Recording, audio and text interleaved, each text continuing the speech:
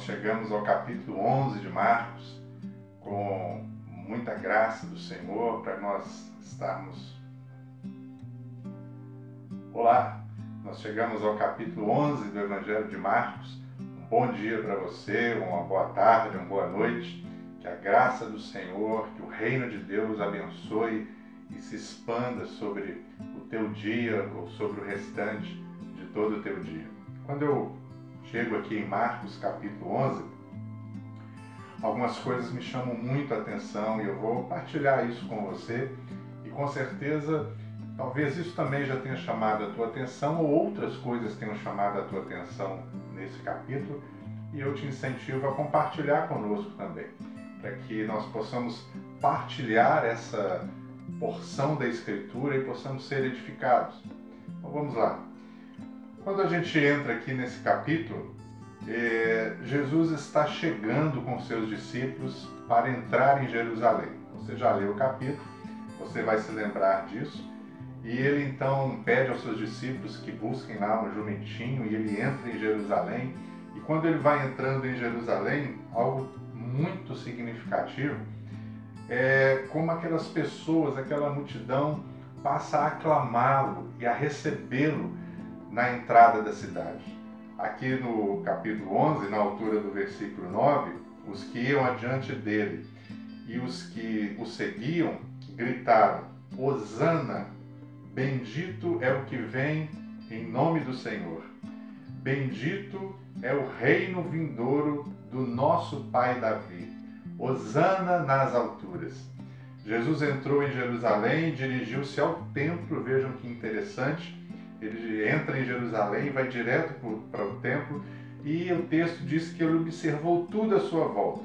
Mas como já era tarde, ele foi então, deixou então aquele lugar. Mas no dia seguinte, desde o verso 12, ele de novo estava retornando com os discípulos àquele episódio ali da figueira que eu te convido a pensar, não vou falar aqui, mas eu te convido a pensar o que esse episódio tem a ver, aquela palavra que Jesus dá à figueira e a figueira amaldiçoa, o que ele fala a respeito daquilo, isso tem a ver com tudo isso que eu vou falar. Eu deixo isso para você meditar aí no teu coração.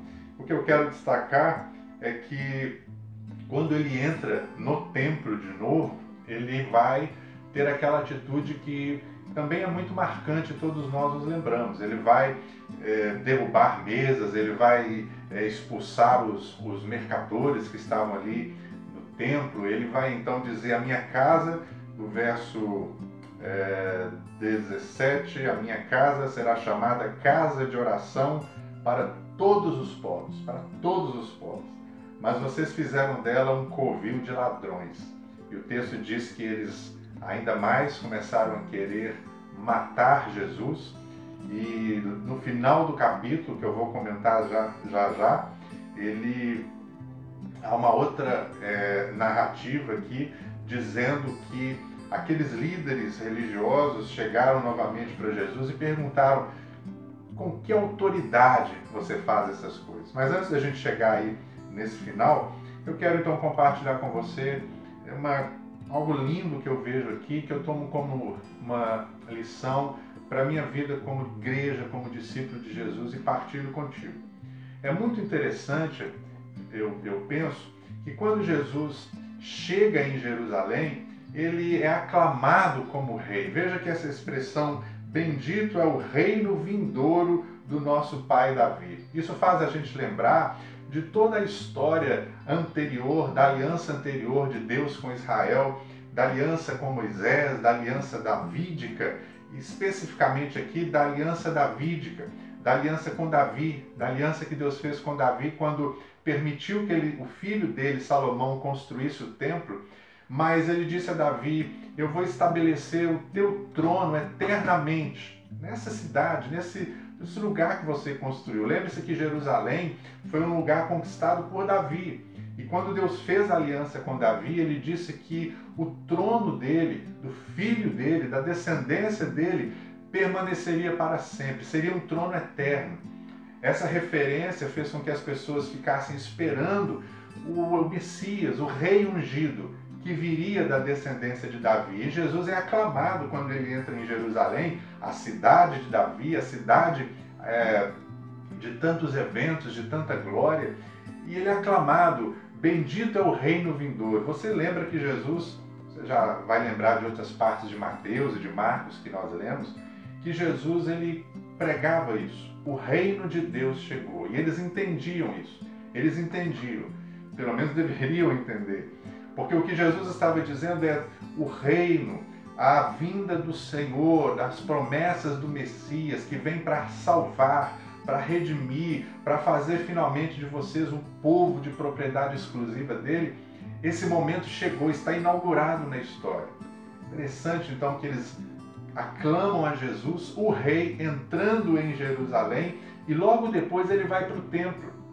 E é também muito significativo, eu penso, porque o templo é o coração de Jerusalém, e o templo, para eles ali naquele momento, era uma lembrança da aliança de Deus com eles. Lembra que quando eles saíram do deserto, do Egito, e Deus mandou que Moisés construísse uma tenda, um tabernáculo, e Deus disse assim: vocês farão isso para que eu possa habitar no meio deles, e ali virei e falarei contigo. Está em Êxodo. Eu me lembro disso quando eu leio esse texto, que nada mais é do que o desejo, a vontade de Deus de habitar conosco desde a criação, andando como ser humano no jardim. O templo, portanto, falava dessa presença de Deus morando com ele. É isso que didaticamente Deus queria que eles entendessem. Não era a ideia de templo como nós temos hoje. Na verdade, a ideia de templo, ela não surgiu e ela não é algo que Deus criou simplesmente para ter um prédio, mas a ideia é: eu vou morar com vocês, eu vou estar com vocês.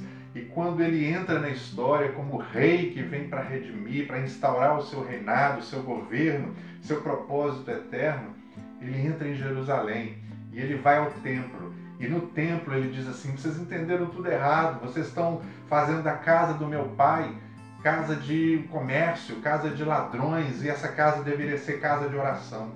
Casa de oração, eu entendo que é a casa de relacionamento. Oração é a nossa forma de nos relacionarmos com o Senhor, falarmos, ouvirmos, dialogarmos, é uma forma de termos comunhão com Ele. O templo para eles era isso, deveria ser isso, o lugar em que Deus os perdoa, o lugar em que Deus os acolhe, que Deus mora com eles, que Deus os ensina, que Deus fala, que eles falam com Deus, que eles pedem perdão a Deus, lugar de relacionamento, de discipulado com o Senhor. E Jesus corrige aquele momento dizendo: não é para isso que foi dado esse prédio, essa didática para vocês. Tanto que depois ele fala que esse templo seria destruído, você lembra isso em outro texto, e ele inaugurou um templo que somos nós juntos para a habitação dele. Isso é tão maravilhoso porque faz a gente pensar então como discípulos de Jesus, de como nós devemos valorizar a vinda do rei. Nós esperamos a segunda vinda deste rei, de novo entrando na história para tornar esse reino pleno. Mas a gente não pode esquecer que esse rei já veio. E a gente tem que ter sempre um coração aberto para ter essa vida de oração, de comunhão, de relacionamento com ele. A gente sempre deve ter em mente que devemos esperar ainda a segunda vinda, a chegada novamente desse rei, mas a gente deve esperar essa chegada reconhecendo a sua autoridade, o seu governo, a sua soberania. E enquanto ele está vindo de novo para a nossa Jerusalém, lembra que Apocalipse fala da Nova Jerusalém que desce do céu e diz lá que é a igreja, a noiva do Cordeiro, simbolicamente ali. Enquanto nós aguardamos isso, nós aguardamos orando, nos relacionando com ele, tendo comunhão com ele, não presos a templos de pedra, de prédios ou nada que tome o valor do Senhor, como tomou e confundiu aquelas pessoas no templo em Jerusalém. Mas que Deus nos faça lembrar isso. O rei chegou. Bendito é aquele que vem em nome do Senhor. O rei, filho de Davi, já está entre nós. Eu quero encerrar lembrando então que, infelizmente, o capítulo acaba com aqueles líderes religiosos dizendo e confrontando Jesus e não reconhecendo que aquele Messias que eles esperavam, que aquele reino, aquele manifestação de Deus que eles esperavam estavam ali. E eles perguntam para Jesus: com que autoridade você faz essas coisas? E se você ler aí de novo o texto, você vai lembrar que o texto termina de uma forma que eles não reconhecem realmente a autoridade do Senhor, e o papo acaba ali com Cristo. Jesus encerra o papo com eles, porque aqueles homens, infelizmente, não foram capazes de reconhecer que o reino tinha chegado, que o rei estava em Jerusalém, que o filho de Davi estava ali, e que eles tinham a oportunidade de, cara a cara com ele, orar, fazer daquele templo, aquele prédio que foi um ato simbólico de Deus proclamando: eu quero morar com vocês, fazer daquele momento um momento de habitação com Deus que se fez carne e habitou conosco. Que a gente valorize muito isso, nossa vida de oração, a nossa vida de expectativa da vinda do reino vindouro, e que nós sempre, como discípulos, reconheçamos a autoridade do reino de Deus sobre nós que já chegou. Porque se nós não reconhecemos essa autoridade, nós não vamos desfrutar desse reino como aqueles homens não puderam desfrutar. Que o reino de Deus venha sobre a tua vida, que o Senhor Jesus se manifeste e se revele a você cada vez mais com esse rei que já veio e que está vindo. Que o nosso coração se encha de desejo de sermos discípulos que habitam com Ele, que oram, que desfrutam desse relacionamento, porque reconhecem a autoridade dEle. Deus abençoe o seu dia. Graça e paz.